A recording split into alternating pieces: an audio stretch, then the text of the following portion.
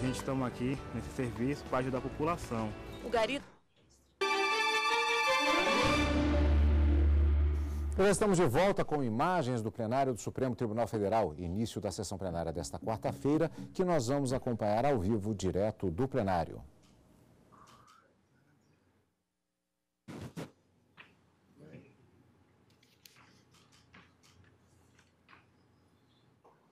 Sentar, por gentileza.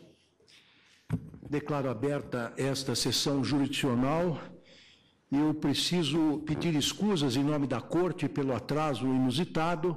É que havia uma cerimônia na sala, no gabinete da presidência, em que várias personalidades se reuniram, na presença de conselheiros do CNJ, para assinar um acordo de cooperação. Verdade.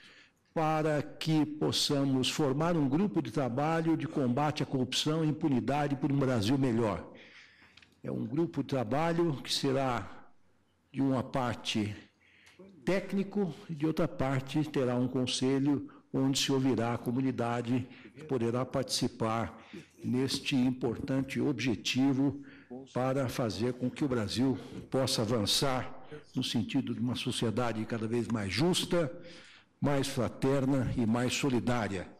Aproveito para agradecer a presença nesta cerimônia e também assinando o convênio do eminente Procurador-Geral da República, doutor Rodrigo Janot, que compareceu a ela na qualidade de presidente do Conselho Nacional do Ministério Público. Eu peço à senhora secretária que lê a ata da sessão anterior. Ata da 7ª sessão extraordinária, realizada em 19 de março de 2015. Presidência do senhor ministro Ricardo Lewandowski. Presentes à sessão, os senhores ministros Celso de Mello, Marco Aurélio, Gilmar Mendes, Carmen Lúcia, Dias Toffoli, Luiz Fux, Rosa Weber, Teori Zavascki e Roberto Barroso. Vice-Procuradora-Geral da República, doutora Ela Vieco Volkmer de Castilho. Abriu-se a sessão às 14 horas, sendo lida e aprovada a ata da sessão anterior. Foram julgados diversos feitos, entre eles mandados de segurança e recursos extraordinários. Consulto os pares para saber se há alguma retificação a fazer na ata e, não havendo, considero-a aprovada.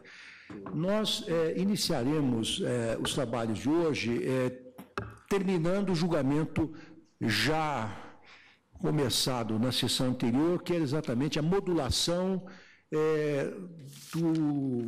do processo relativo aos precatórios.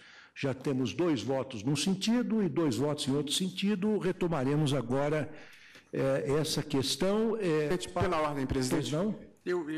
Por delegação do eminente relator, e estivemos tentando tabular as diferentes posições, e eu gostaria de sintetizá-las e ver em que medida seja possível um consenso. Em seguida, devolvo a palavra ao eminente relator. Já votamos o ministro Fux, relator, eu, o ministro Teori e o ministro Toffoli.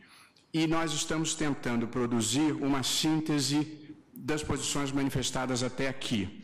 E, presidente, eu espero ser capaz de expressá-la e depois incorporar uma ideia que veio do ministro Gilmar Mendes sobre uma eventual delegação ao CNJ.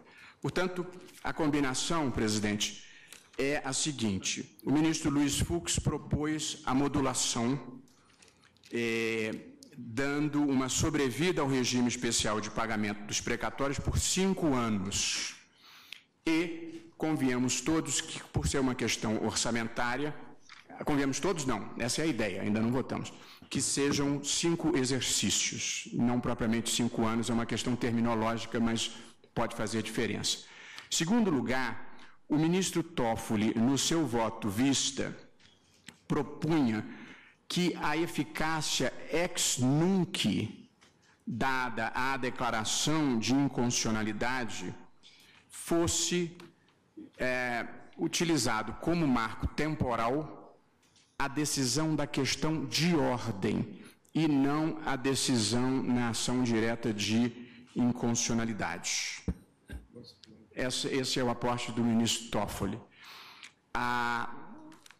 E eu havia feito 3 propostas no meu voto, que se admitisse, porque nós derrubamos por inconstitucional a possibilidade de acordo porque, como não havia nenhuma limitação, nenhuma disciplina, considerava-se que o Estado tinha uma posição draconiana. Nós estamos propondo, e essa é a ideia, que subsista nesse modelo de transição a possibilidade de acordo entre o poder público e o credor do precatório, com um limite máximo de redução de 40%. Portanto, este é um ponto que nós estamos submetendo como, eventualmente, de consenso. As minhas duas outras propostas, presidente, nós não estaríamos aprovando propriamente como decisões, mas como um encaminhamento para o CNJ. E aí eu vou dizer em minhas palavras e possivelmente o ministro Gilmar, que deu essa ideia, vai explicitar. Mas a ideia seria, em vez de nós diretamente introduzirmos essa sugestão no regime de transição, pedirmos ou determinarmos ao CNJ, sob a presidência de Vossa Excelência, se estiver de acordo, que constitua um grupo de trabalho ou uma comissão para não só pensar algumas medidas para essa transição, como o monitoramento da aplicação dessas medidas.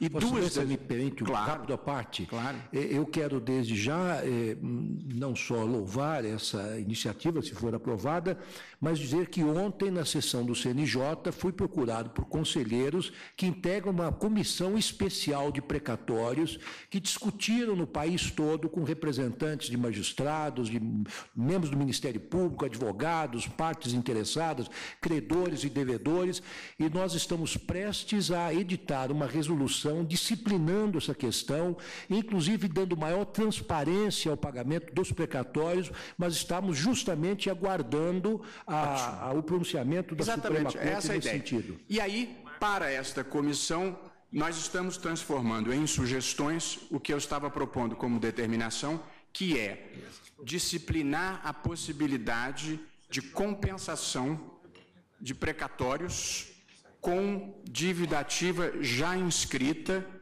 até a data do nosso julgamento. Possibilidade 1. E 2, monitorar se os depósitos tributários, a lei prevê, presidente, que os depósitos tributários, 70% dos depósitos tributários podem ser utilizados, depósitos judiciais tributários podem ser utilizados ou para o pagamento de dívida fundada ou para o pagamento de precatórios.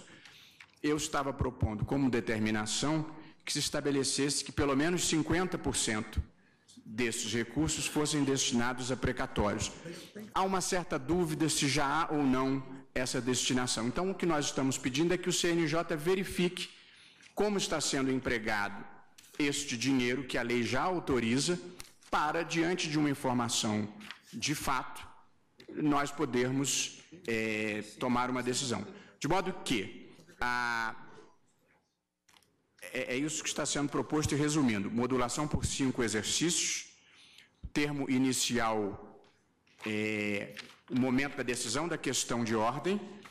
Nós estamos, desde já, permitindo os acordos tarifados em 40%. Isso. E estamos propondo ao CNJ que estude essas duas ideias de compensação e aplicação dos depósitos não tributários e que, ademais, monitore construtivamente o pagamento desses precatórios. Ministro Fux, eu imagino ter sido fiel ao que nós estamos resguardando os precatórios já expedidos no âmbito da administração pública federal para não ter que reabrir, porque isso realmente vai gerar uma litigiosidade desenfreada. E, exatamente, os acréscimos, essas medidas de apoio vão ser monitoradas pelo CNJ. Eu gostaria de fazer 2 esclarecimentos.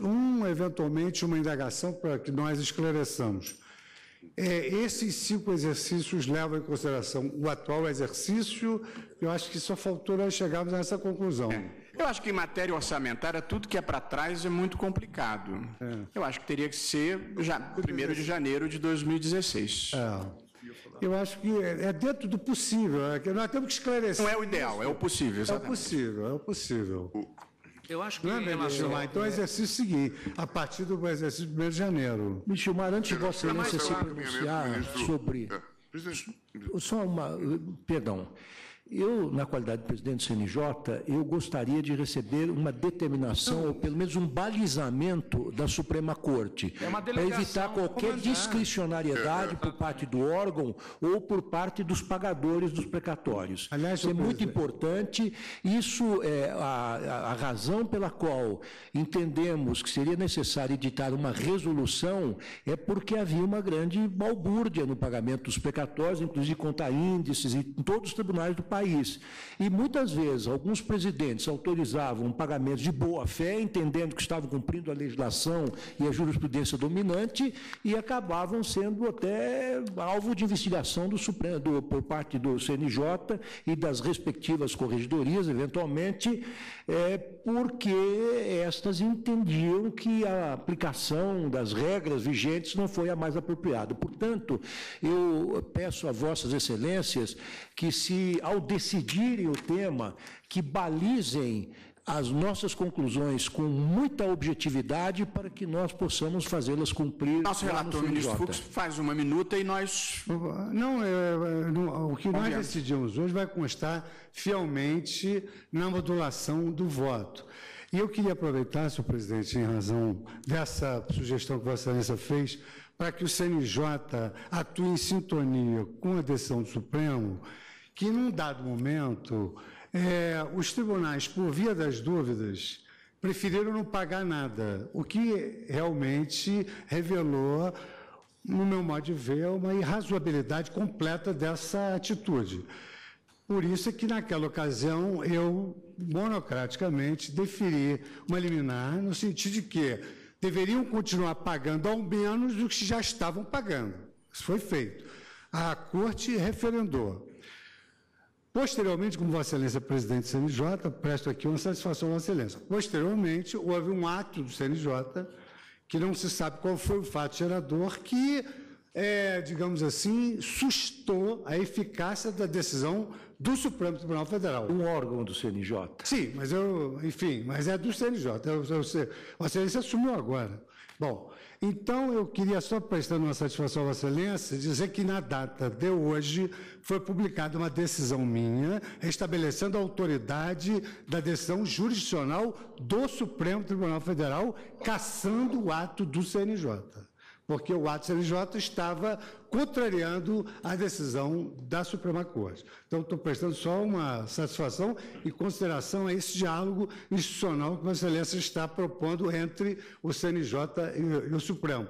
E nós temos que iniciar esse diálogo num bom ambiente. Então, estou esclarecendo que o ambiente bom está mantido, mas a autoridade do Supremo está preservada. Não tenho nenhuma dúvida com relação a isso. O Supremo está hierarquicamente colocado acima do CNJ, que deve obedecer às determinações da jurisprudência da Casa, e por isso mesmo que me manifestei no sentido de que nós gostaríamos de receber um balizamento muito objetivo para que nós pudéssemos nos manter dentro daquilo que foi desejado pelo plenário da Corte. Ministro Gilmar. Eu posteriormente vou fazer chegar à doutora Grace, Advocacia da União, a preocupação que paira sobre a atualização do débito até a sentença e depois a atualização do precatório. Estou esclarecendo isso, porque, na verdade, quando surge a condenação da Fazenda Pública, até por uma imposição legal, como o reconhecimento da dívida é declaratório ter efeito sextu, que há uma correção até a data do julgamento. E depois há uma correção até a data do efetivo pagamento. Então, são dois índices que se aplicam diferentemente. Eu estou esclarecendo e não haverá nenhum risco de uma disfunção dessa modalidade. Inclusive, depois faço chegar às suas mãos esse documento que eu elaborei. Bem? Então, senhor presidente, pode contar que no voto, depois de votada a modulação, eu farei chegar a Vossa Excelência como integrante do voto, o capítulo próprio. Pois não, agradeço. E quero dizer, desde logo, ministro Fux, que da nossa parte não houve nenhuma dúvida ou intenção de descumprimento de um eliminado supremo. A liminar do Supremo é imediatamente acatada e obedecida nos seus estritos termos. Se na ponta extrema, enfim, do destinatário dessa decisão houve algum desentendimento, não é, enfim, a responsabilidade do CNJ, porque o CNJ procura dar cumprimento exato a todas as decisões que saem desse egregiado tribunal. Mas, ministro Gilmar, Vossa Excelência está com a palavra. A gente discutia antes, presidente, sobre a complexidade das soluções para esse problema. E eu, então, tinha sugerido que, considerando que o CNJ deu uma contribuição decisiva nessa matéria, editando as resoluções que balizaram esse modelo de pagamento, quais sejam as resoluções 115, depois alterada pela resolução 123, e desenvolveu, de fato, uma expertise nessa temática, uniformizando toda a disciplina dos precatórios e fixando, inclusive, o prazo de 15 anos, né, e permitindo, então, o cumprimento daquilo que estava na Emenda Constitucional 62, que talvez fosse de bom alvitre que nós, como já foi aqui adiantado pelo ministro Barroso, ministro Fux, que nós conferíssemos ao CNJ, tal como fizéramos lá atrás, no caso da fidelidade partidária em relação ao TSE, que nós conferíssemos ao CNJ poderes para deliberar sobre o tema, tendo em vista agora as balizas assentadas na decisão e na modulação de efeitos, né? E isso é importante, mas também que o CNJ constituísse também o foro para discutir as questões que continuam a demandar novos encaminhamentos, alguns talvez de índole legal, alguns talvez até de índole constitucional. Eu li na discussão na sessão passada, quando nós discutimos esse tema, que talvez alguns estados não logrem cumprir o prazo estabelecido, né, que precisam de novas considerações. Isso terá que ser feito e terá que ser levantado. Talvez o CNJ deva fazer até mesmo um inventário o mais completo possível das situações existentes. Nós já temos algumas iniciativas legiferantes, o ministro Barroso já citou aqui, as iniciativas que foram tomadas no sentido de que se usassem depósitos tributários, né, para o fim de pagar dívida fundada ou precatório, ou dívida fundada e precatório. E não adianta nós ficarmos no plenário do Supremo a disputar se estão cumprindo ou não cumprindo aquilo que foi estabelecido pelo legislador. Eu acredito que muitos estados estão cumprindo, estão usando dessas autorizações, até porque já estão operando no cheque especial, né? Nós estamos vendo os estados com as dificuldades que estão aí a enfrentar. Até o risonho e rico estado do Rio de Janeiro, né, que fazia farra com os royalties e tudo mais, aparentemente agora já tem enormes dificuldades, como nós estamos a ver, né, na situação. Tá só risonho. Eu gostaria de registrar também, vou fazer a minha objeção à farra. Com a situação, né, existente, agora nós temos uma situação já muito mais complicada. Estamos vendo as querelas que estão se levantando em torno dessa temática. É um quadro sério, está havendo diminuição da receita no âmbito da União e também dos estados. Já falamos aqui sobre a repercussão no FPE e no FPM, né? E temos que tratar desse tema com a devida atenção, com a devida seriedade. Já se falou em outro momento que o problema de pagamento de precatórios é falta de vontade política.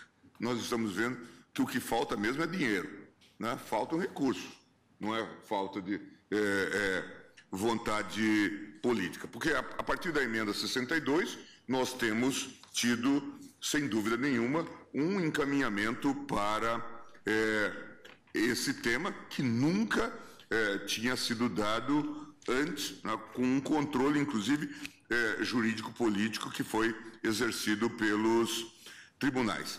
De modo que eu sugeriria, então, que, a par de exercer essa delegação que se confere, que o CNJ também fizesse todos os levantamentos e fosse o foro de interlocução, porque certamente nós temos aí peculiaridades, não é? O ministro Barroso, por exemplo, insiste numa ideia que já constou daquela proposta de emenda constitucional, talvez, né, no contexto da reforma sugerida no âmbito da comissão designada pelo presidente Sarney para a crise fiscal, que é a de facultar a troca, a compensação, pagamento de precatórios em relação à dívida ativa. É uma solução que, obviamente, pode e deve ser utilizada, mas também ela tem limites, tendo em vista a possibilidade de que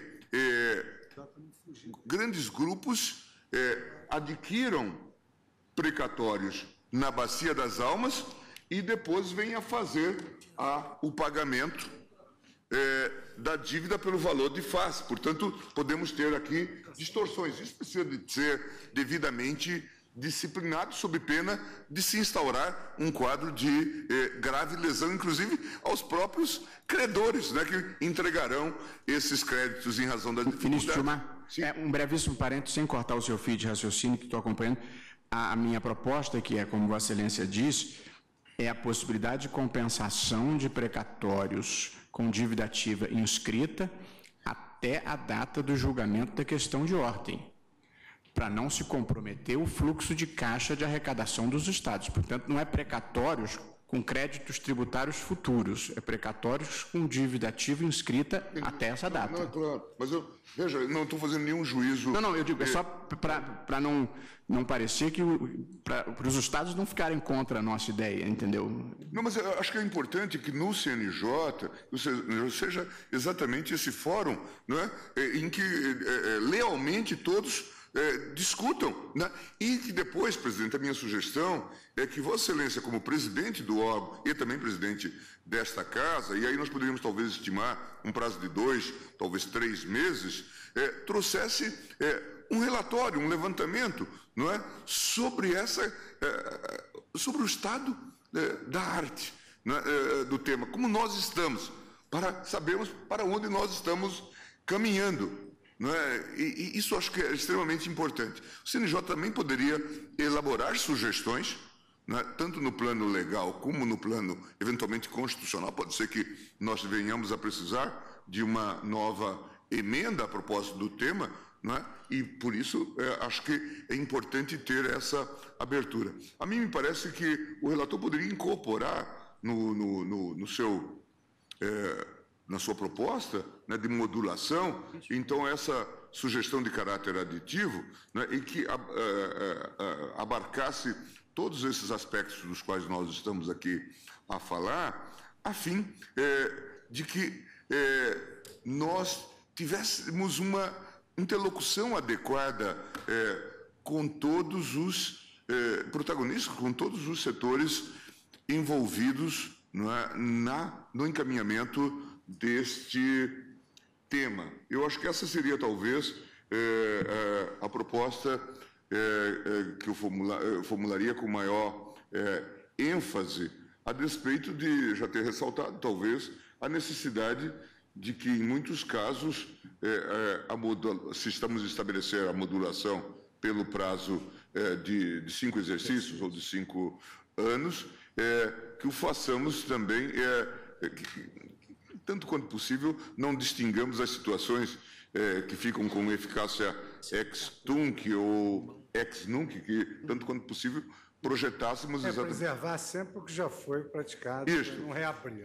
Para não deixar... Isso está na modulação. Agora, só acrescentei essa parte aditiva da Comissão do CNJ como monitoramento e sugestão legal e constitucional e o relatório da diagnóstica. E eu acho que é importante que já existe, né, este comitê, esse sistema de gestão de precatórios no CNJ, ele já existe, né, e que, obviamente, ele já tivesse poderes para, eventualmente, regulamentar, né, complementar aquilo que, eventualmente, nós estamos a decidir, né, a partir da modulação de efeitos proposta. E que, obviamente, também, ao lado desse levantamento e inventário, o CNJ pudesse nos trazer sugestões, né, que nós pudéssemos avaliar para dar continuidade a esse processo, que não preciso dizer,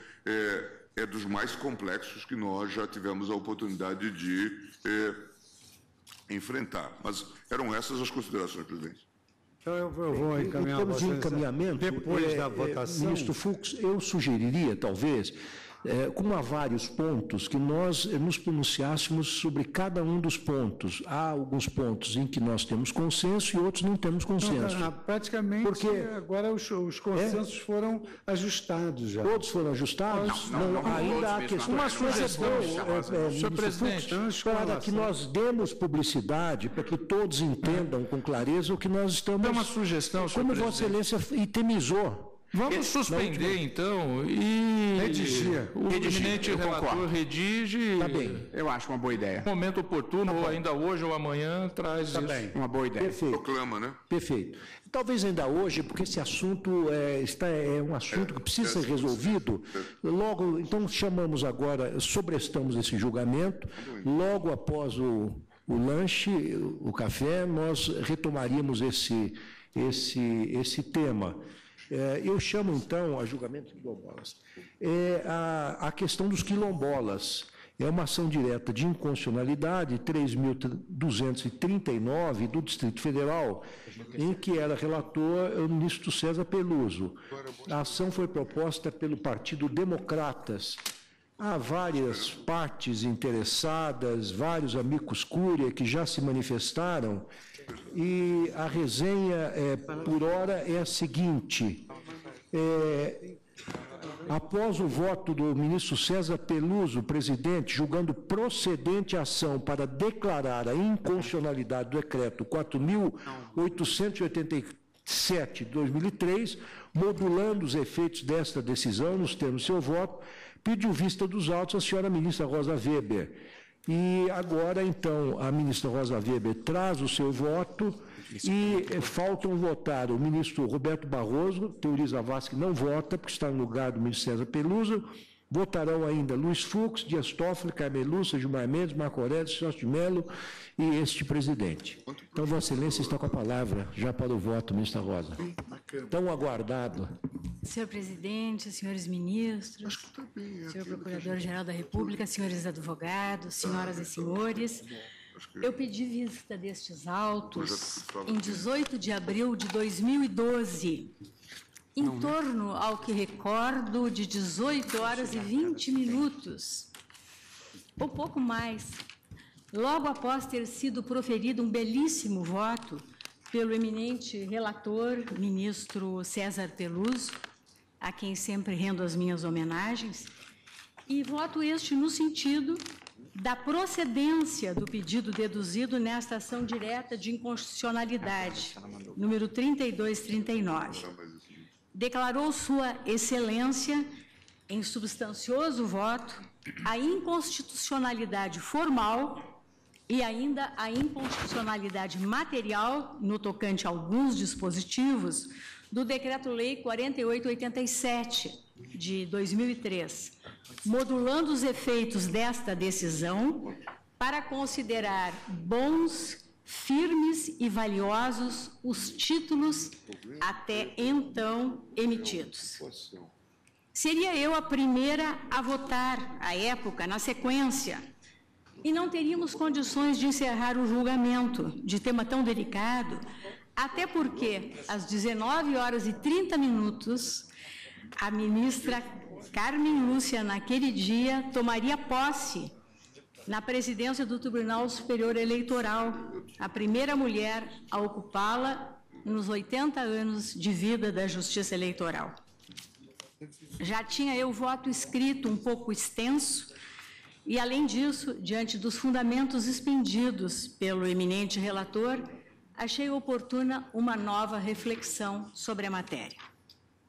Devolvi o pedido de vista 5 dias depois, em 23 de abril de 2012.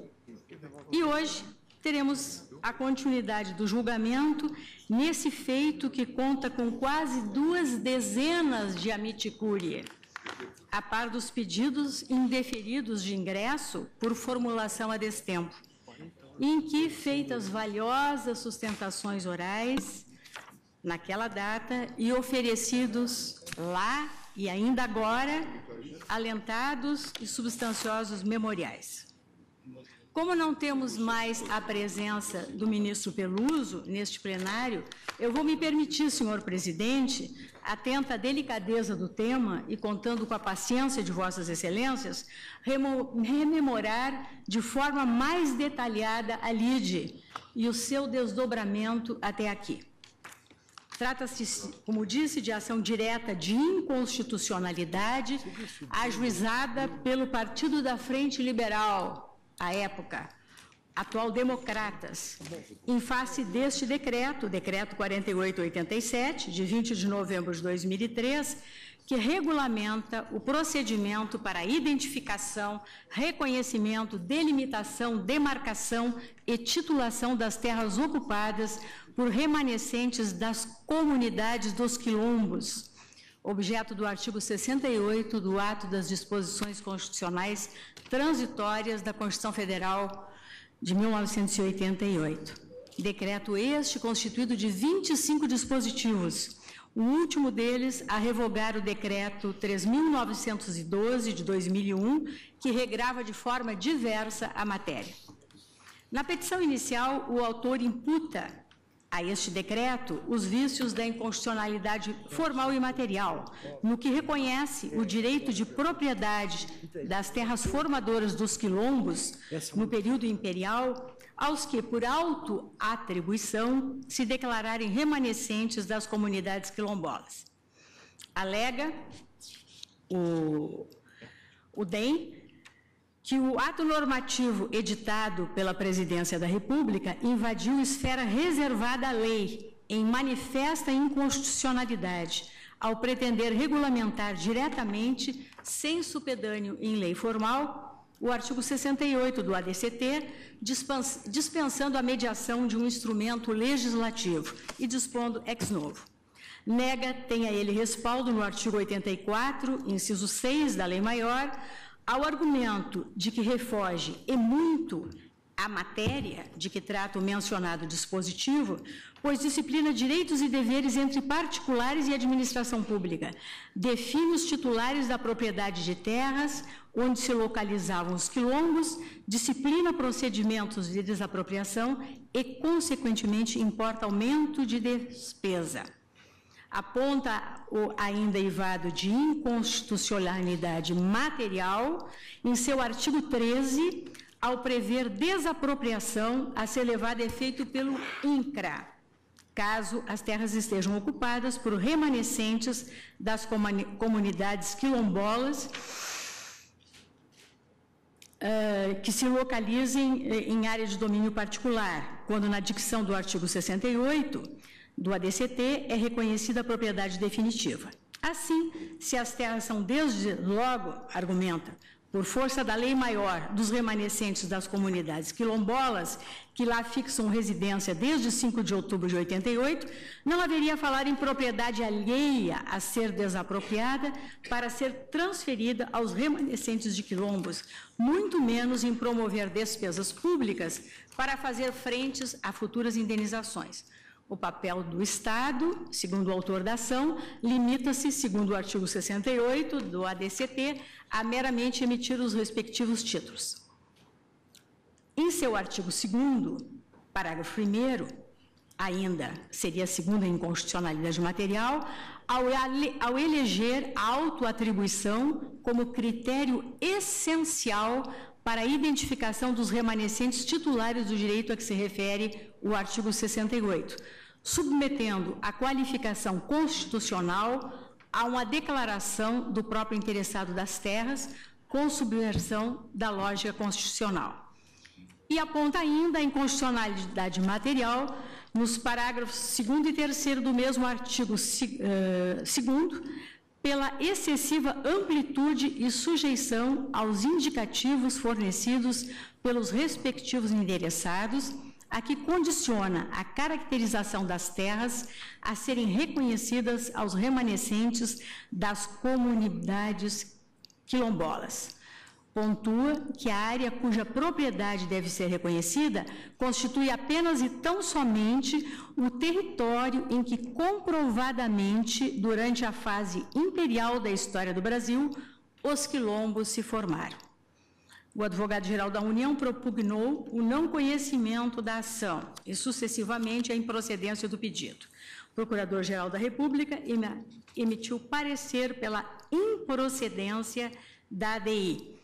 O eminente relator, ministro César Peluso, rejeitou a arguição de inadmissibilidade da ação direta de inconstitucionalidade, esgrimida o argumento de que estaria a atacar ato normativo de efeitos concretos e, nessa condição, não sujeito ao controle abstrato de constitucionalidade, aos fundamentos. Primeiro, de que o decreto 4.887 não extrai fundamento de validade das leis federais 7.668 de 88 e 9.649 de 99. E segundo, que constitui decreto autônomo, credenciado enquanto tal ao controle concentrado de constitucionalidade. Reconheceu a inconstitucionalidade formal do decreto 4.887, por ofensa aos princípios da legalidade e da reserva de lei, ao entendimento de que o artigo 68 do ADCT necessariamente há de ser complementado por lei em sentido formal. Reputou, em adição, materialmente inconstitucionais os artigos 2º, parágrafos 1º, 2º e 3º, 7º, parágrafo 2º, 9º, 13 e 17 do decreto 4.887. Em síntese, senhor presidente, o eminente relator conheceu e julgou procedente a ação direta para declarar a inconstitucionalidade do decreto em questão, com a modulação dos efeitos a que já me referi. E ainda, como este decreto revogou o decreto 3239 de 2001, que igualmente pretendia regulamentar esse artigo 68 do ADCT, e na linha do raciocínio que empreendeu, padecia do mesmo vício formal, entendeu de não lhe conceder efeitos repristinatórios, muito embora, relembro, não impugnado tal ato normativo pelo autor. Passo a votar, senhor presidente. Acompanho o eminente relator na rejeição a todas as preliminares arguidas. Entendo que o Decreto-Lei 4887/2003 se credencia, sim, ao controle abstrato de constitucionalidade, consabido que impugnável pela via da ação direta o ato normativo infralegal quando ele ostenta um coeficiente mínimo de normatividade, generalidade e abstração, materializando ato normativo autônomo a retirar diretamente da Constituição da República o seu fundamento de validade. Não obstante, reconheço alguns dos dispositivos, e por isso me referi, são 25, deste decreto, consubstanciam normas de efeitos concretos, enquanto pertinem a rotinas de funcionamento da administração, traz ele em seu bojo preceitos com densidade normativa suficiente, a meu juízo, a submetê-lo ao controle de constitucionalidade em sede abstrata. Entendo ainda, senhor presidente, que nada acolhe a invocação defensiva de ausência de cotejo analítico na peça de ingresso entre o decreto 48/87 e dispositivos da Constituição da República. Há apontamento expresso de afronta aos artigos 5º, 24 e 84(6) da Constituição Federal e 68 do ADCT, e foram, a meu juízo, adequadamente esgrimidas as razões da insurgência. Quanto à ausência de impugnação de ato jurídico revogado pela norma pretensamente inconstitucional, eivado do mesmo vício e que teria sido repristinada, de fato, não houve essa impugnação, entendo, assim como o eminente relator, que ela não configura óbice a cognoscibilidade da ação direta. E isso porque o decreto 3.912 de 2001, por padecer, segundo a tese esgrimida, de vício formal idêntico ao que se imputa ao decreto atacado. Então, digo eu, na linha da ressalva de entendimento consignada pelo eminente ministro Gilmar Mendes, em seu voto na ADI 2574, processo sob a relatoria do ministro Carlos Veloso, tenho por viável proceder à interpretação compreensiva e, eventualmente, estender a declaração também à norma de origem idêntica.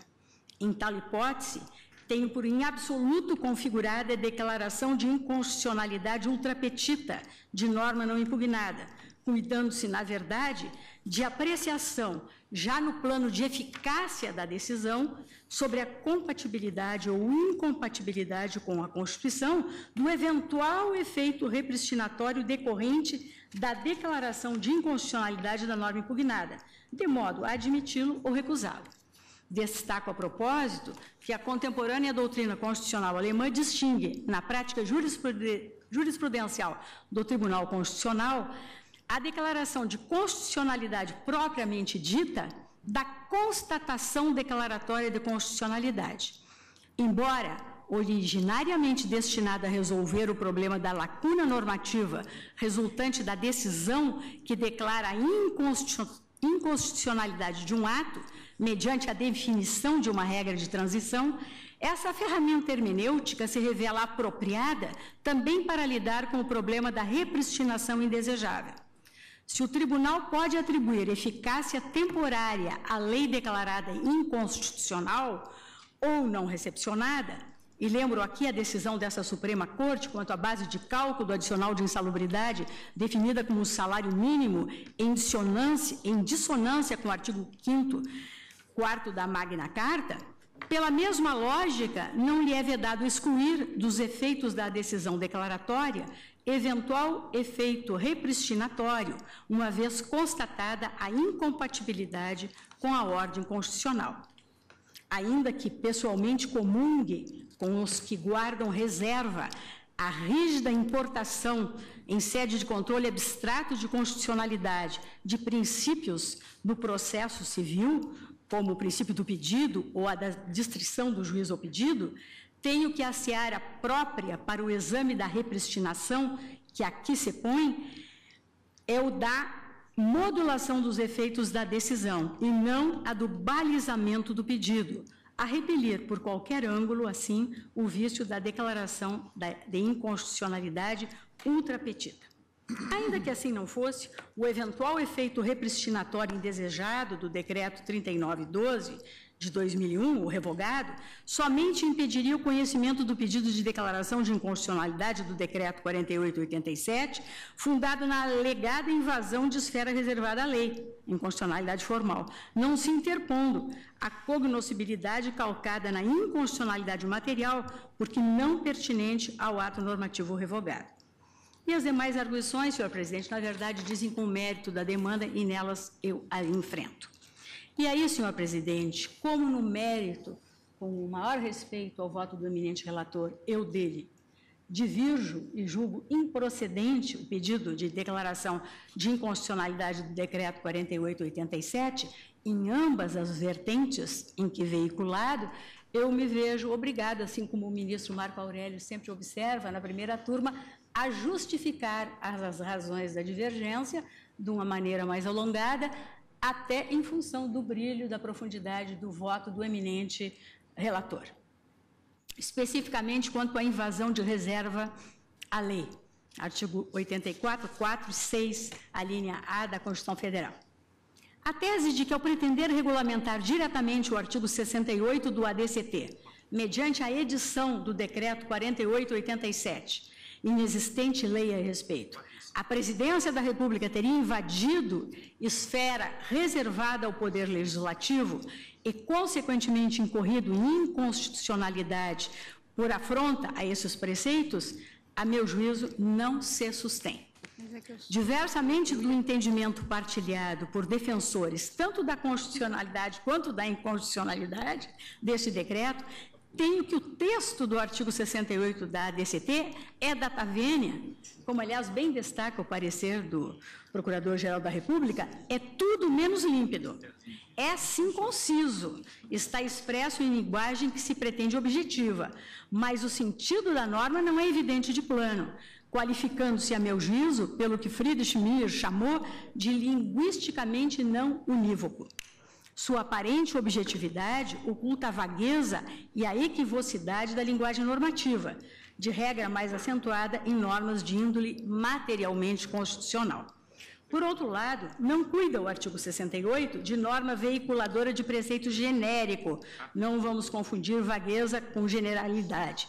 E por essa razão, não vislumbro neste decreto conteúdo não deduzido diretamente do quanto nele já peremptoriamente assentado.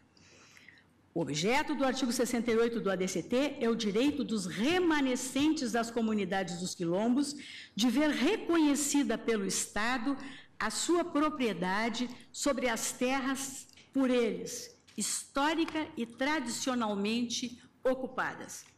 Tenho por inequívoco tratar-se de norma definidora de direito fundamental de grupo étnico-racial minoritário, dotada, portanto, de eficácia plena e aplicação imediata, e, assim, exercitável o direito subjetivo nela assegurado, independentemente de qualquer integração legislativa. Na linha do sustentado no julgamento do mandado de injunção 630, em decisão monocrática do ministro Joaquim Barbosa, entendo que o artigo 68 do ADCT inegavelmente assegura um direito específico e fundado diretamente no texto constitucional. Rememoro o seu teor. Aos remanescentes das comunidades dos quilombos que estejam ocupando suas terras, é reconhecida a propriedade definitiva, devendo o Estado emitir-lhes os títulos respectivos. Decomposto analiticamente este texto, extraio duas categorias de enunciados constitucionais. Primeiro, uma disposição substancial, assegurando um direito fundamental, um direito de propriedade qualificado. Ou seja, aos remanescentes das comunidades dos quilombos que estejam ocupando suas terras, é reconhecida a propriedade definitiva. É um direito fundamental, um direito de propriedade qualificado. Segundo, uma ordem ao Estado para que pratique determinado ato necessário ao direito fundamental assentado, ou seja, a expedição dos títulos respectivos. Quanto ao primeiro enunciado, aos remanescentes das comunidades dos quilombos que estejam ocupando suas terras, é reconhecida a propriedade definitiva, a norma não prevê direito potencialmente exercível em momento futuro incerto, dependente de lei, a meu juízo. O direito fundamental subjetivo está consagrado no próprio preceito constitucional transitório. O sentido extraído da norma constitucional, porque de eficácia plena, é inverso ao que se extrai da leitura de uma norma de eficácia limitada. A norma constitucional definidora de direito fundamental não assenta incumbência ao legislador. Ao contrário, desde que promulgada a Constituição, fixa limite à atuação legislativa, de tal modo que nenhuma lei que venha a ser editada poderá frustrar ou restringir o exercício dos direitos nela, norma constitucional, afirmados, por absoluta incompatibilidade com a ordem de direitos estabelecida. Em virtude da precedência hierárquica da Constituição em relação à lei, a norma definidora de direito fundamental limita a atuação do legislador infraconstitucional. Aí eu vou tecendo algumas considerações teóricas, senhor presidente, que aqui eu não vou me alongar fazendo a leitura, fica no meu voto escrito, que eu juntarei aos autos, mas eu destaco que toda a Constituição que se apresenta como Carta de Direitos representa uma limitação à soberania. E aí cito o magistério de Jorge Zabu e de outros doutrinadores, e dizendo que o direito fundamental esculpido no artigo 68 do ADCT, em absoluto demanda do Estado delimitação legislativa. O direito nele inscrito, reafirmo, não é indeterminado. Ele demanda, sim, organização de estrutura administrativa apta a viabilizar a sua fruição. A dimensão objetiva do direito fundamental que enuncia impõe, assim, ao Estado o dever de tutela, essa tutela entendida como observância e proteção, e não o dever de conformação. Nessa linha, o artigo 68, em exame, elenca de modo completo e abrangente os elementos delineadores do direito que consagra, ainda que sem esmiuçar os detalhes procedimentais ligados ao respectivo exercício. Nele definidos, como destaca a melhor doutrina, o titular, no direito, que são os remanescentes das comunidades dos quilombos, o objeto, que são as terras por eles ocupadas, o conteúdo, que é o direito de propriedade, a condição, que é a ocupação tradicional, o sujeito passivo, que é o Estado, e a obrigação específica, que é a emissão de títulos. Eu aqui estou me louvando no magistério de Cláudio Teixeira da Silva, uso capião singular disciplinado no artigo 68 do ADCT, em revista de... Bom, cito a fonte no voto, senhor presidente. O texto constitucional transitório, repito, não deixou espaço para a conformação do direito em si, hipótese em que se poderia cogitar, a meu juízo, da necessidade de integração da norma pela via legislativa. Expressou-o em sua plenitude. Aí trago a doutrina de José Afonso da Silva, dizendo que para ele são normas constitucionais de eficácia plena aquelas que criam situações subjetivas de vantagem ou de vínculo, desde logo exigíveis, não reclamando ulterior providência legislativa para sua aplicação. E ainda cito Maria Helena Diniz, ao assinalar que a concessão de direitos e prerrogativas sem a indicação de órgãos ou processos especiais para sua execução, como características identificadoras das normas constitucionais de eficácia plena. Assim, enquanto a norma de eficácia plena e aplicabilidade direta, imediata e integral, tenho por apto o artigo 68 do ADCT a produzir todos os seus efeitos no momento em que entrou em vigor a Constituição, independentemente de norma integrativa infraconstitucional, repito, a exaustão. Então, diante de norma constitucional detentora dessas características, recomenda a doutrina seja evitado o método interpretativo que reduza ou debilite, sem justo motivo, a máxima eficácia possível dos direitos fundamentais. Cito Jorge Miranda, quando diz que é uma norma fundamental, tem de ser atribuído o sentido que mais eficácia lhe dê. A cada norma constitucional é preciso conferir, ligada a todas as outras normas, o máximo de capacidade de regulamentação. Imperativo que assume na lição de Conrad Hesse a seguinte sistematização. E aqui eu vou também me eximir de fazer a leitura desta balizada doutrina, de todos conhecida.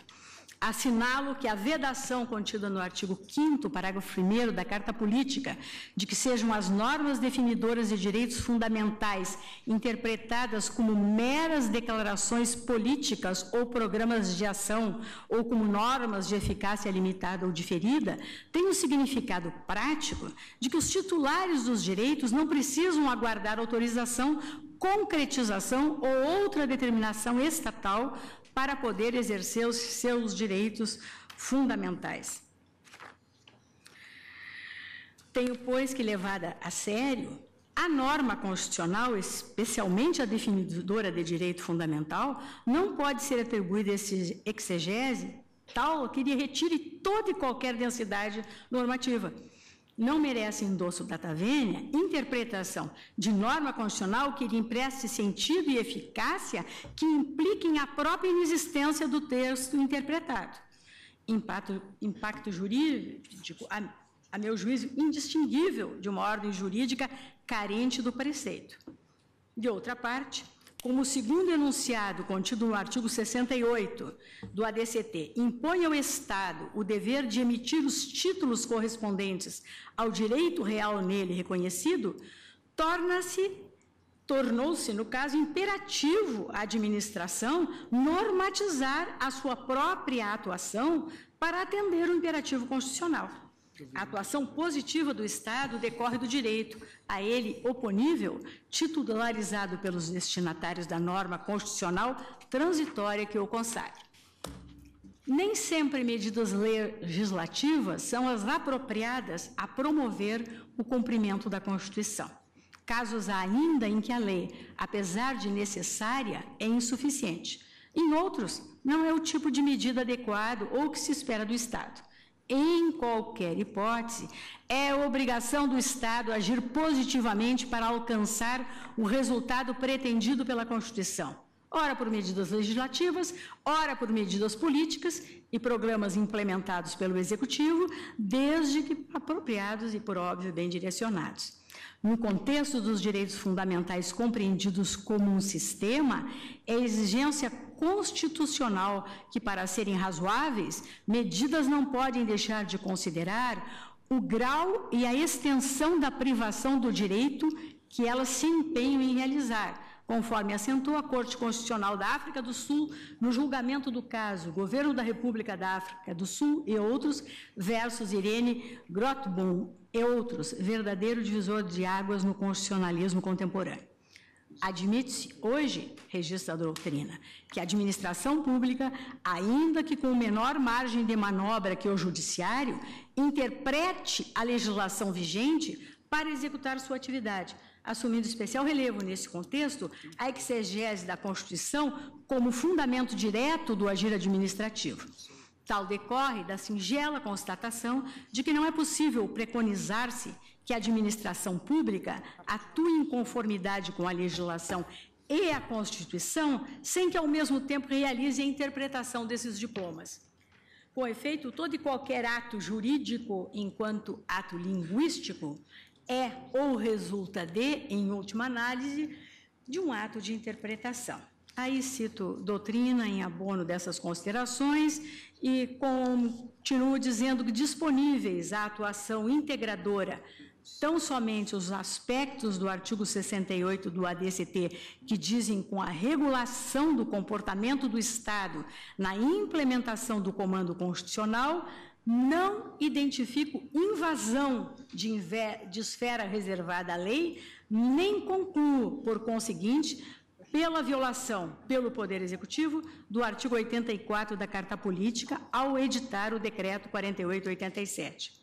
Este, do meu ponto de vista, traduz efetivo exercício do poder regulamentar da administração inserido nos limites estabelecidos pelo artigo 84.6 da Constituição da República. Em convergência com esse entendimento, a Corte Interamericana de Direitos Humanos, no julgamento do paradigmático caso Maiana Al-Astini, em 2001, ao declarar violados os artigos 21, direito de propriedade, e 25, direito à proteção judicial eficaz, da Convenção Americana sobre Direitos Humanos, o Pacto de São José da Costa Rica, pelo Estado da Nicarágua, porque, não obstante reconhecida na Constituição daquele país a propriedade comunal dos povos indígenas sobre as terras por eles ocupadas, jamais regulado procedimento específico para permitir o exercício desse direito. E aí sentenciou a Corte Interamericana que o Estado demandado, no caso, como disse a Nicarágua, equipasse o seu direito interno com mecanismos para efetivar a delimitação e a titulação da propriedade dos povos tradicionais em conformidade com seus costumes, fosse por medidas legislativas, fosse por medidas administrativas ou de qualquer outro caráter, justamente por se tratar de direito fundamental. Ante essas razões, pedindo vênia ao eminente relator, não visualizo neste decreto a mácula aos postulados da legalidade, da reserva da lei e, consequentemente, julgo improcedente o pedido de declaração de inconstitucionalidade formal. E passo agora, senhor presidente, ao exame dos pedidos de declaração de inconstitucionalidade material. Ultrapassada a questão relativa à densidade normativa do artigo 68, com a conclusão de que este preceito, porquanto dotado de significação juridicamente completa, dispensa a integração legislativa, o debate sobre a constitucionalidade do decreto 4887, a meu juízo, se convola na indagação acerca da exegese do artigo 68 do ADCT, empreendida pela administração ao edital, se é adequada ou não ao real conteúdo do texto constitucional. Assim dimensionada, percebe-se que a insurgência deduzida neste feito se relaciona menos à normatividade do decreto impugnado do que às próprias possibilidades hermenêuticas do dispositivo constitucional em si considerado. Não se pode perder de vista, no exame da constitucionalidade de um ato normativo, que o parâmetro é sempre a realização do conteúdo do comando constitucional articulado em oposição à sua negativa. Assim, reconhecido na Carta um direito fundamental, a inviabilização do seu exercício, por ação ou omissão, se reveste do vício da inconstitucionalidade. Assim, a declaração de inconstitucionalidade deve traduzir uma aplicação jurisdicional da Constituição. Em outras palavras, eventual declaração de inconstitucionalidade somente se legitima se não falha ao ser descrita ela mesma como aplicação efetiva da Constituição. Quanto ao primeiro dispositivo pertinente ao critério de identificação, o autor reputa o incompatível com a ordem constitucional pela adoção para a caracterização da condição de remanescente dos quilombos do critério de autoatribuição da própria comunidade, sob a pena de reconhecimento do direito a mais pessoas, este é o risco apontado, do que as efetivamente beneficiárias do artigo 68. Agrega o autor que, segundo a letra do texto constitucional, indispensável a comprovação, primeiro, da remanescência e não da descendência das comunidades dos quilombos para que fossem emitidos os títulos. E, segundo, a posse das terras em que se localizavam os quilombos quando da promulgação da Constituição.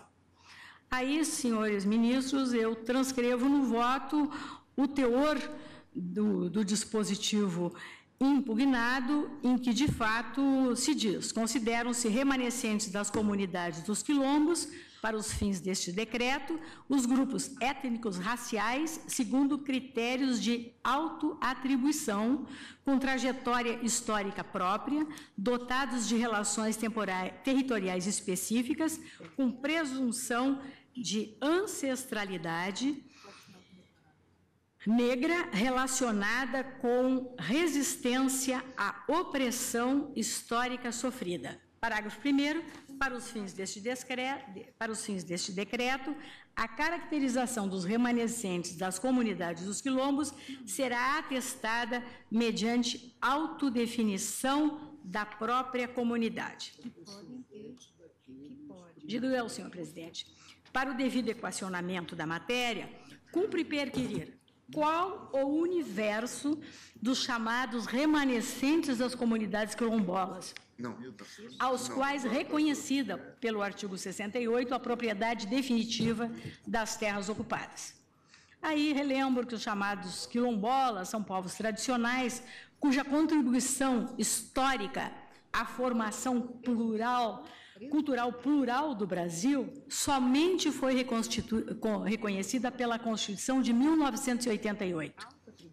embora não sejam propriamente nativos, como os povos indígenas, ostentam, à semelhança dos indígenas, traços étnico-culturais distintos, marcados por especial relacionamento sociocultural com a terra ocupada.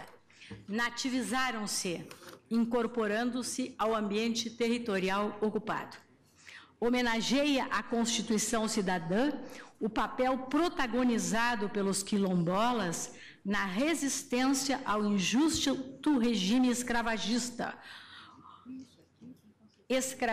ou escravagista, para os que preferem o galicismo, que por séculos vistejou no Brasil, de panorama bem conhecido. Aí trago textos a respeito de eminentes doutrinadores. Relembro que o Brasil foi o último país do continente americano a retirar da legalidade o trabalho escravo, após mais de 3 séculos de exploração, em 13 de maio de 1988.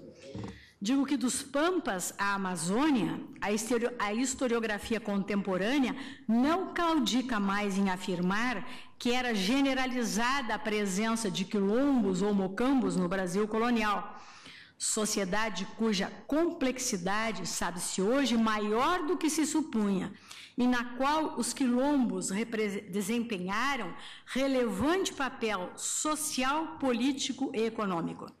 Praticamente todas as estimativas isoladas, ainda que baseadas em uma documentação lacunar, sugerem que nos períodos de normalidade institucional, o contingente que se encontrava permanentemente fugido girava em torno de 2 a 5% da população escrava. Esses dados são trazidos por Adelmir Fiabani. Mato, Palhoça e Pilão, o quilombo da escravidão às comunidades remanescentes. A mesma historiografia contemporânea dá conta de que o fenômeno consistente na reunião de escravos fugidos em agrupamentos jamais foi uniforme, assumindo múltiplos matizes a depender de para onde se volta o olhar, no amplo espectro temporal e espacial que conformou o modo de produção escravagista no Novo Mundo, em geral, e no território brasileiro em particular. Pertinente, pois, aí eu aqui estou a citar o professor do Departamento de História da Universidade Estadual de Cleveland, Estados Unidos, quando diz que a atenção dos historiadores tem-se geralmente voltado para os grandes quilombos, como os de Palmares e o do Ambrósio, mas igualmente significativas para a compreensão do passado escravista foram as centenas, os milhares de pequenos quilombos que pontilharam o interior do Brasil no século XVIII. A maioria nem chegou a ganhar nome, sendo identificados simplesmente pela localização. Estes quilombos anônimos eram parte integrante da vida do século XVIII. Cito a fonte. Destaca ainda esse autor que nas Minas Gerais, os quilombos ou calhambos, como ali eram designados, eram tão comuns no século XVIII, tanto em número como em localização geográfica, que o pesquisador é obrigado a vê-los como parte integral da sociedade colonial brasileira. Eles representavam a porta de saída da escravidão, mas, ao mesmo tempo, os calhambolas se tornaram parte de um sistema maior que se desenvolveu nas zonas de mineração. Sua existência permitiu que os escravos desempenhassem diferentes papéis.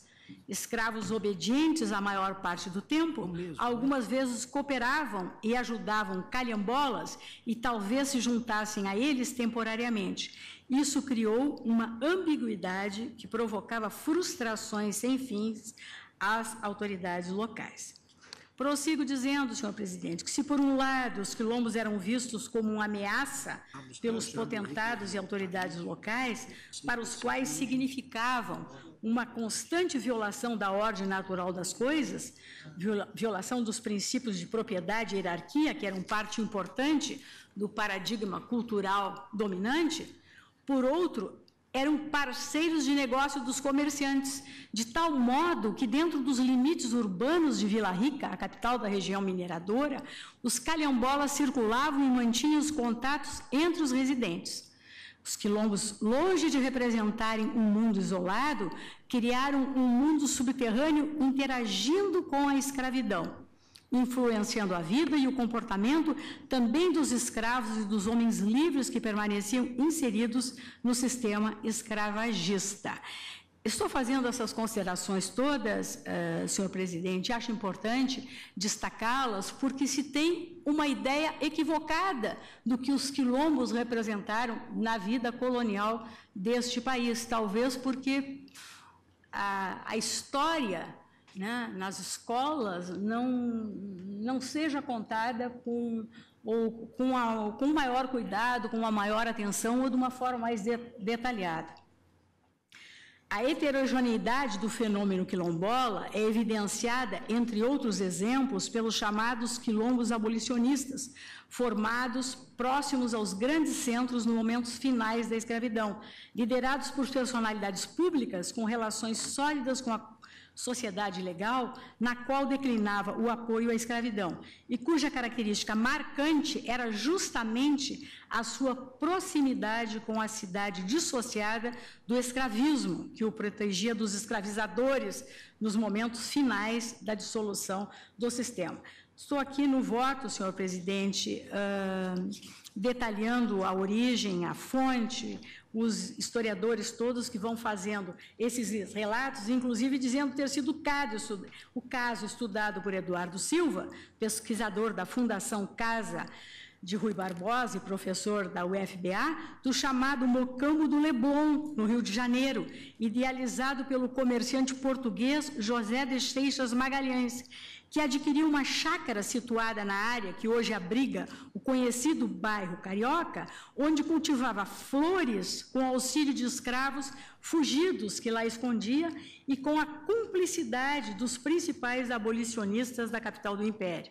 E também do quilombo de Jabaquara, que nos anos finais do período escravista se organizou em terras cedidas por um abolicionista da elite, e os quilombolas ergueram suas cabanas com dinheiro recolhido entre as pessoas ditas de bem e comerciantes de Santos. Sobre qualquer ângulo, continuo, é de se enfatizar, a formação dos quilombos, calhambos ou mocambos retém o caráter de ato de resistência, de inconformismo, enfim, de luta por reconhecimento. Apesar de frequentemente inseridos no ambiente e na economia locais, os quilombos representavam uma possibilidade de organização social alternativa à ordem escravista. Não bastasse o Brasil ter sido o último país das Américas a abolir o regime escravocrata,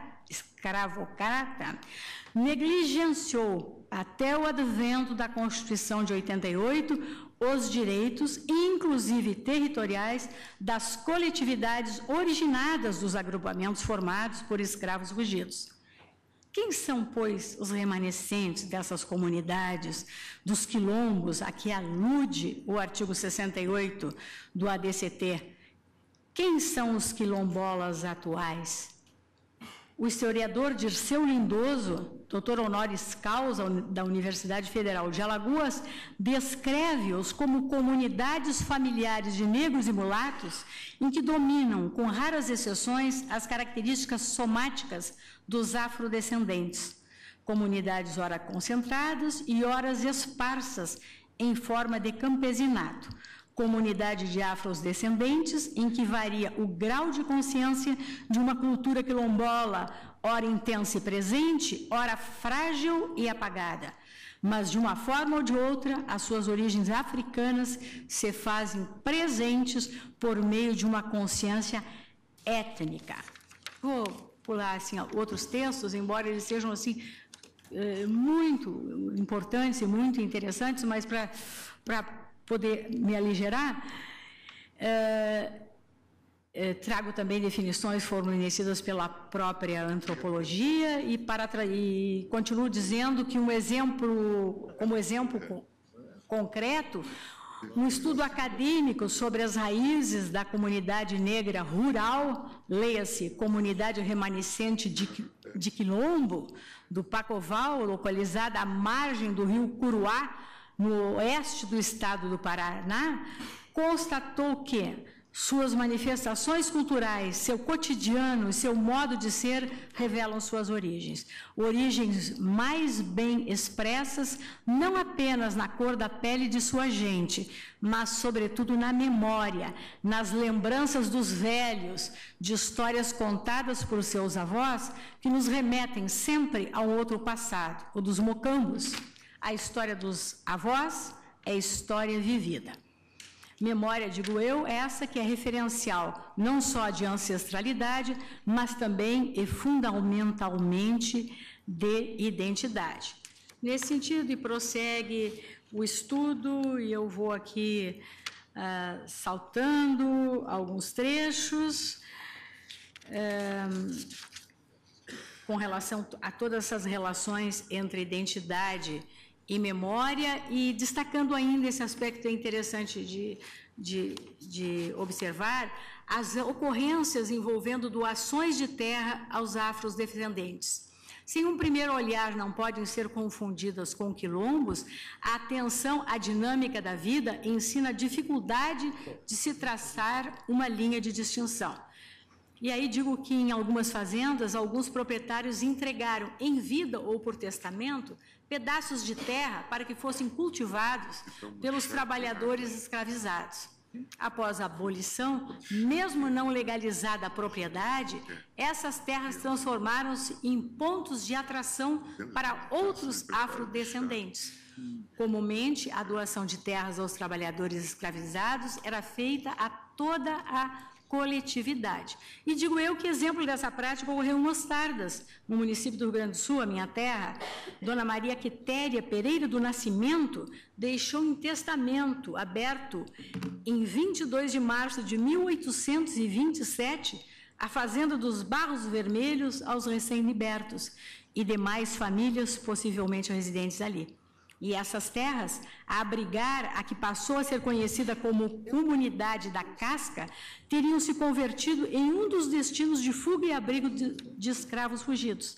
Ali mesmo, antes do testamento e oficialização da partilha, os escravos e ex-escravos viviam como poceiros. A titularidade das terras ocupadas pela comunidade de Casca, que busca a sua regularização desde a década de 1960, somente lhes foi concedida pelo poder público em novembro de 2010. Enfim, vou mais ou menos também saltando outros trechos, presidentes, para dizer que a difícil determinação do significado do vocábulo quilombo não é novidadeira, que os registros históricos dão contas que seu uso sempre foi instrumental e impreciso, por vezes alternando-se a outras categorias, ou mesmo não sendo aplicada a determinados grupos e situações em função de razões conjunturais ou próprias à natureza da documentação histórica. Assim, senhor presidente, ao mesmo tempo em que, de um lado, não é possível chegar a um significado de quilombo dotado de rigidez absoluta, de outro, tampouco se pode afirmar que o conceito vertido no artigo 68 do ADCT alcança toda e qualquer comunidade rural predominantemente afrodescendente, sem qualquer vinculação histórica ao uso linguístico deste vocábulo. Quilombo, afinal, descreve um fenômeno objetivo, ainda que de imprecisa definição, do qual não pode ser apartado, embora essa afirmação mereça ser temperada com as reflexões do filósofo italiano Remo Bodei, para quem as lembranças estão expostas naturalmente à dissolução e à mutilação, e nenhuma forma de identidade conserva-se indefinidamente no tempo sem transformar-se.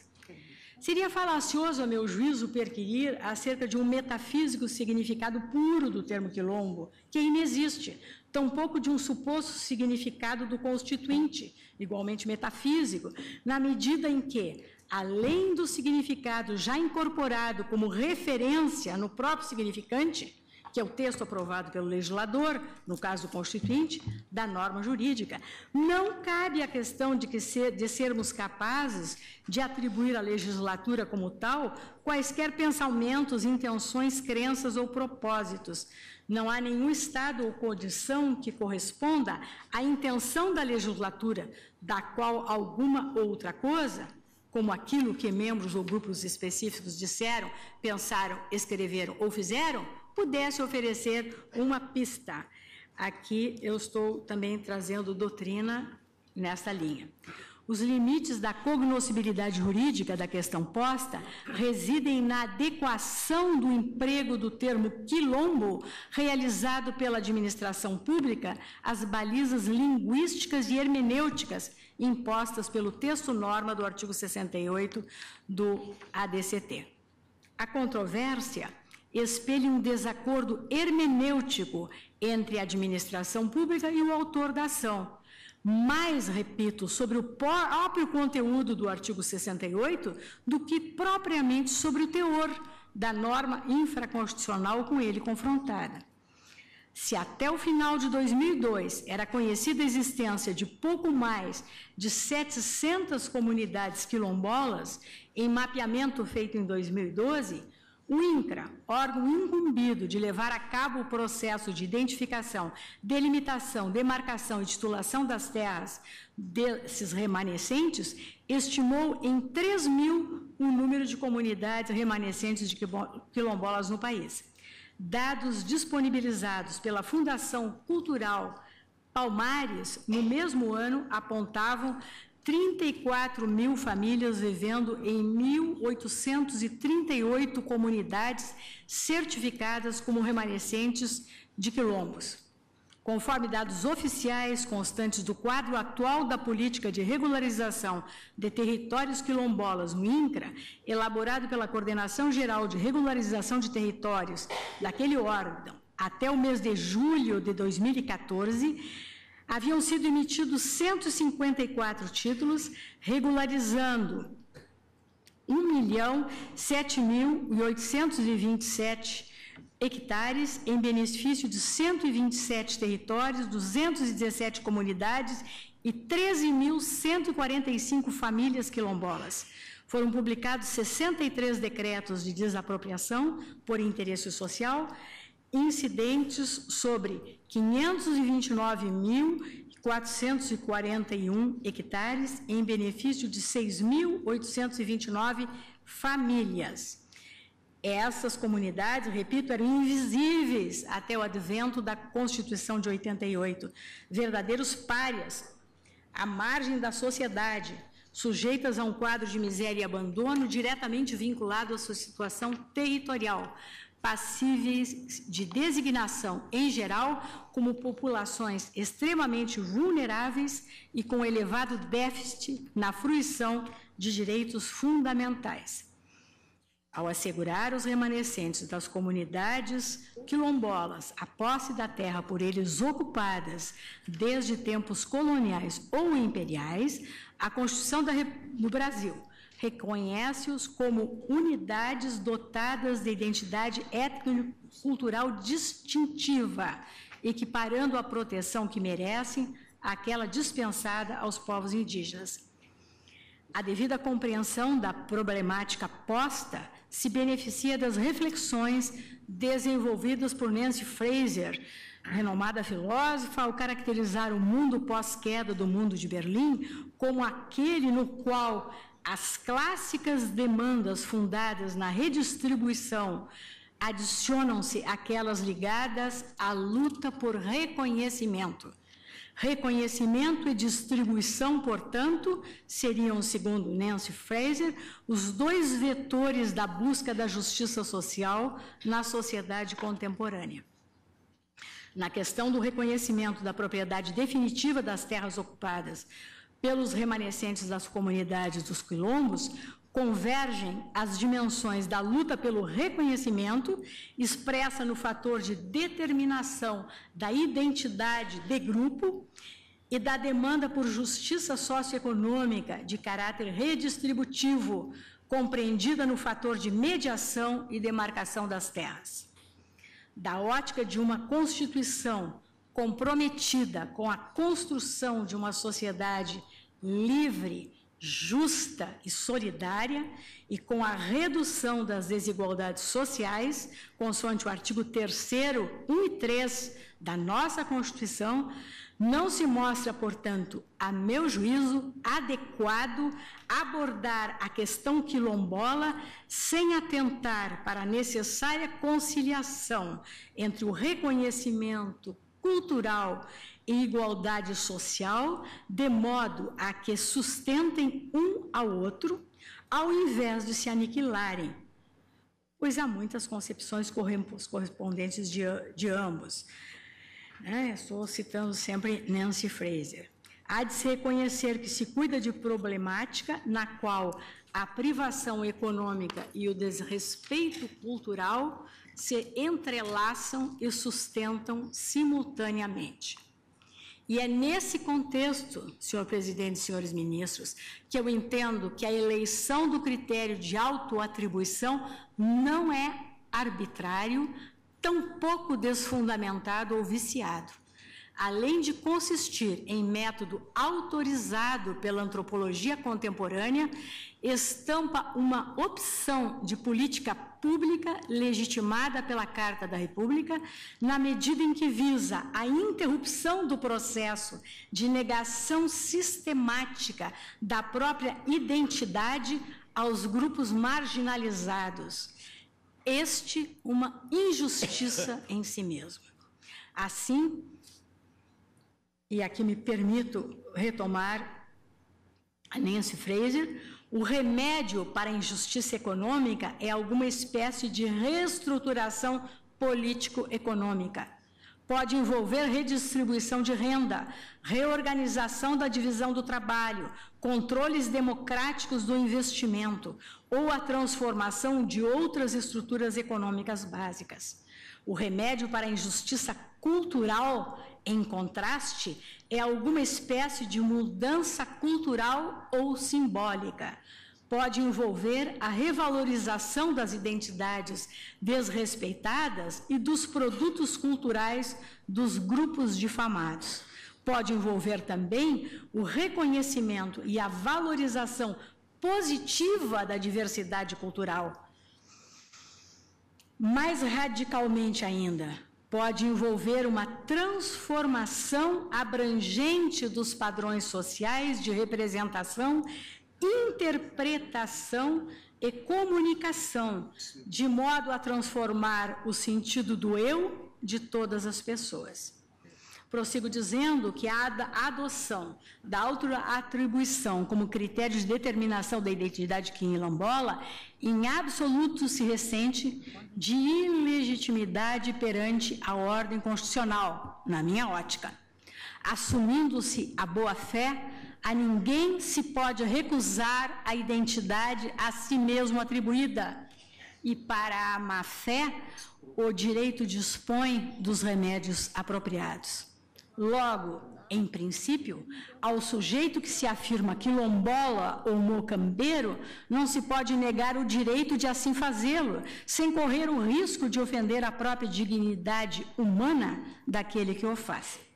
A adoção de tal critério, de outra parte, tem a virtude de vincular a justiça socioeconômica reparadora, consistente na formalização dos títulos de domínio às comunidades remanescentes dos quilombos, à valorização da específica relação territorial por eles desenvolvida, objeto da titulação, com a afirmação da sua identidade étnico-racial e da sua trajetória histórica própria. Isso decorre do caráter peculiar das coletividades remanescentes de quilombos, e em especial do fundamento étnico-racial inerente ao tipo de injustiça que o artigo 68 do ADCT quis reparar. Aqui eu também transcrevo mais uma vez, a Nancy Fraser, e vou deixar de fazer a leitura. Prossigo dizendo, recusar a autoidentificação implica converter a comunidade remanescente do Quilombo em gueto, substituindo-se a lógica do reconhecimento pela lógica da segregação. Observo no direito comparado que a Constituição, adotada em 2008 pela República do Equador, após referendo popular, reconhece as comunidades afro-equatorianas como povos distintos e assegura a proteção das terras comunais e dos territórios ancestrais por elas ocupados. Aí digo que é o que emerge de dispositivos que a demasia eu transcrevo, para o voto escrito parece-me que é relevante. Tal texto, digo eu, mostra-se mais avançado do que o da nossa carta, do que o da Carta Constitucional Equatoriana anterior, de 1988, a qual, todavia, já assegurava a comunidades afro-equatorianas a propriedade das terras ancestrais. E, no mesmo passo, ainda no direito comparado, a Constituição da República da Colômbia, promulgada em 1991, consagra, no artigo 55 das disposições transitórias, o direito de propriedade das comunidades negras daquele país sobre as terras por elas tradicionalmente ocupadas, segundo as suas próprias práticas. Também aqui no voto eu descrevo, destaco ainda a incorporação pelo Estado brasileiro a seu direito interno da Convenção 169 da OIT, sobre povos indígenas e tribais, de 27 de junho de 1989, aprovada pelo Decreto Legislativo 143 de 2002 e ratificada pelo Decreto 5.051 de 2004, que consagrou a consciência da própria identidade como critério para determinar os grupos tradicionais, indígenas ou tribais, aos quais aplicável, enunciando que nenhum Estado tem o direito de negar a identidade de um povo indígena ou tribal que se reconheça como tal. Ou seja, é a Convenção 169 da OIT, internalizada no nosso direito positivo, que assim o diz. Para os efeitos do decreto, continuo, 4887, a autodefinição da comunidade como quilombola é atestada por certidão emitida pela Fundação Cultural Palmares, nos termos do artigo 2º, 3 da Lei 7.668, de 1988. Embora apresentem congruências, vale registrar que não se sobrepõem os conceitos de consciência da própria identidade, consagrado na Convenção 169 da OIT, e o de autoatribuição, autodefinição, da forma como previsto no Decreto 4887. Nada há na Convenção 169 da OIT que induz à conclusão de que a qualificação de determinado grupo como indígena ou tradicional, caso dos quilombolas, decorra por relação de causalidade de um procedimento qualquer de autodefinição ou autoatribuição de identidade. O conceito de consciência da própria identidade indígena ou tribal, tal como expresso naquela normatividade, reporta-se a dado objetivamente aferível. Não obstante esse dado, a consciência manifeste um fenômeno psíquico essencialmente subjetivo ou intersubjetivo. A consciência da identidade não se impõe de modo solipsista, não se imuniza ao controle social da legitimidade da sua pretensão de verdade. Os mecanismos para atestar a autodefinição devem ser compreendidos como meios pelos quais essa consciência de grupo pode ser identificada, aferida e exteriorizada, e não como indutores de uma característica. Na dicção da Convenção 169 da OIT, uma coletividade X é determinada como povo tradicional, enquanto passível de ser identificada nos seus membros como traço singularizador do grupo, a consciência de uma identidade própria. Ora, não é possível extrair do texto da Convenção tratar-se a consciência da própria identidade de conceito infenso à constatação, à apreensão externa e à objetivação.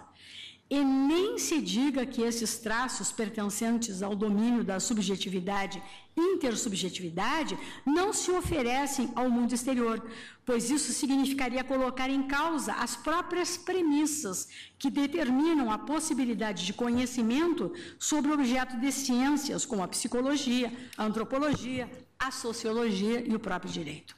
Faço essas considerações não para deslegitimar o critério de autodefinição, mas para dimensioná-lo, afastando temores, como os referidos na petição inicial desta ação, decorrentes de exegeses que lhe atribuem conotação de presunção absoluta de veracidade. Corretamente compreendido e dimensionado, a meu juízo, o critério da autoidentificação cumpre adequadamente a tarefa de trazer à luz os destinatários do artigo 68 do ADCT, em absoluto se prestando a inventar novos destinatários, ampliando indevidamente o universo daqueles a quem a norma é dirigida. Entendo que, se de um lado a falta de cuidado no seu emprego é um convite à irregularidade e ao oportunismo, de outro, a sua recusa frustra a concretização de direitos constitucionais, direitos fundamentais, amparados pela Constituição da República. O sentido das normas protetivas de direitos fundamentais, como já enfatizei, deve ser sempre buscado na interpretação que lhes confere a máxima eficácia. E, na medida em que eficazes na concretização do direito fundamental que pretende viabilizar, não podem ser tidos como inválidos perante a ordem constitucional os critérios para a caracterização dos remanescentes dessas comunidades, os quilombos, adotados pelo Decreto 4887, que refletem, inclusive, o estado da arte da antropologia contemporânea. Pontuo, por oportuno, que a ostentação de uma identidade, que pode ser autoatribuída, não se confunde com a satisfação dos critérios objetivos exigidos pelo texto constitucional para o reconhecimento da titularidade do direito assegurado no artigo 68 do ADCT, que é, pelo menos em uma de suas dimensões, um direito real de propriedade. Assim, para os fins específicos de incidência desse dispositivo constitucional transitório, além de uma dada comunidade ser qualificada como remanescente de quilombo, elemento subjetivo que reside no âmbito da autoidentificação, mostra-se necessária a satisfação de um elemento objetivo, empírico, a reprodução da unidade social que se afirma originada de um quilombo, há de estar atrelada a uma ocupação continuada do espaço ainda existente em sua organicidade em 5 de outubro de 1988, de modo a se caracterizar como a efetiva atualização histórica das comunidades dos quilombos. Julgo, pois, senhor presidente, improcedente o pedido de declaração de inconstitucionalidade do artigo 2º, parágrafo 1º do decreto. E passo ao exame das normas. Pois não. Perdão. É longo, presidente. Perdoe-me interromper esse magnífico voto. Eu consulto Vossa Excelência se nós continuaríamos a ouvir o belíssimo voto de Vossa Excelência ou faríamos o intervalo e retomaríamos em seguida. Eu acharia muito oportuno o intervalo, até porque eu também tenho audiências no intervalo. Então, tá bom. Então, está suspensa a sessão pelo prazo regimental.